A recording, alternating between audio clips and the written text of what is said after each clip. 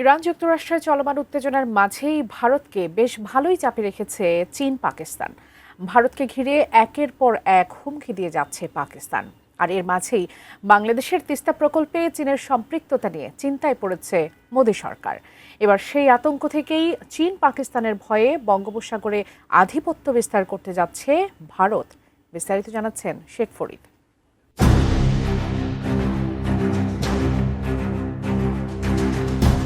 দিনকে দিন বেড়েই যাচ্ছে ভারত মহাসাগরীয় অঞ্চলে চীনের আগ্রাসী মনোভাব।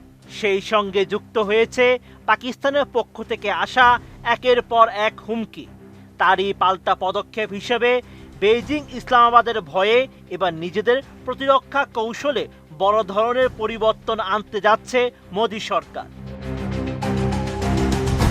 প্রধানমন্ত্রী নরেন্দ্র মোদীর মুক্ত ও অন্তর্ভুক্তিমূলক ইন্দো প্যাসিফিক নীতির উপর ভিত্তি করে ভারতের পূর্ব উপকূল এখন নয়াদিল্লির নিরাপত্তার প্রধান অক্ষে পরিণত হয়েছে।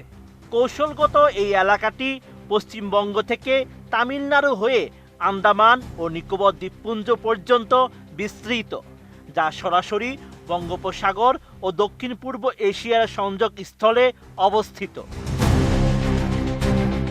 প্রতিরক্ষা বিশেষজ্ঞদের মতে পাকিস্তানের সেনাপ্রধান ফিল্ড মার্শাল অসীম মনিরের সাম্প্রতিক বার্তায় ভারতের পূর্ব উপকূলে কৌশলগত চাপ তৈরির ইঙ্গিত পাওয়া যাচ্ছে। তবে তার চেয়েও বড় উদ্বেগ হয়ে দাঁড়িয়েছে মায়ানমারের মধ্য দিয়ে চীনের ইউনান প্রদেশকে বঙ্গোপসাগরের সঙ্গে যুক্ত করার দীর্ঘমেয়াদী পরিকল্পনা। নতুন বাংলাদেশ গড়তে এলো জুলফিকার স্টিল। জুলফিকার স্টিল।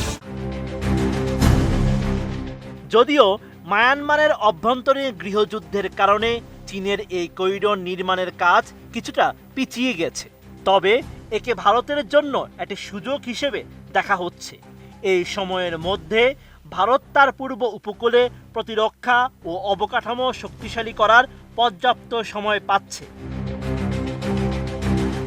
এই নতুন নিরাপত্তা বলয়ে ভারতের একটি অজেয় রণতরী হিসেবে বিবেচনা করা হচ্ছে আন্দামান ও নিকোবর দ্বীপপুঞ্জকে।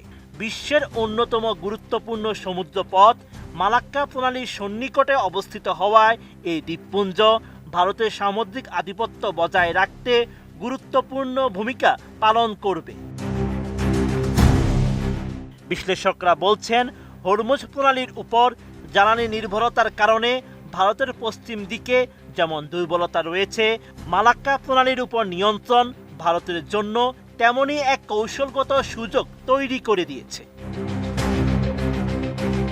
ভারতের এই নতুন কৌশল কেবল সামরিক দিক নয়, বরং অর্থনৈতিক ও প্রযুক্তিগত অংশীদারিত্বকেও সমান গুরুত্ব দেওয়া হচ্ছে।